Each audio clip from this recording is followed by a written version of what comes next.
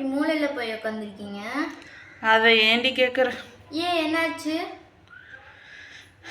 நான் வீட்டு வேலைக்கு போயிட்டுருக்கேன்ல, அந்த அம்மா நேற்று 1000 ரூபாய் கொடுத்துச்சு. எதுக்கு? அதே தான் நானும் கேட்டேன், எதுக்குமா எனக்கு கொடுக்குறீங்கன்னு. என்ன சொன்னாங்க? அதுக்கு ஒரு காரணம் சொல்லிச்சு பாரு. என்ன காரணம்? அவங்க மாமியா பாத்ரூமில் வலிக்கு விழுந்துருச்சாம்மா. அதுக்கு அது சந்தோஷமா இருக்காமா.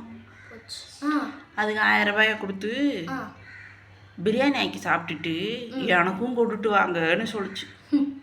அதுக்கு நீ வாங்கிட்டியா அந்த காசை? இது எனக்கு தப்பா படல. அதை தாண்டி யோசிச்சுட்டு இருக்கேன், தப்பு பண்ணிட்டோமோன்னு. 1000 ரூபாய் பத்தாது தானடி, 2000 கேட்டு வாங்கியிருக்கணும். நான் மறைக்கிற அன்ஃபிட்டடி நீ எல்லாம் இந்த உலகத்துக்கு. காற்றுள்ள போதே தூத்திக்கணும்.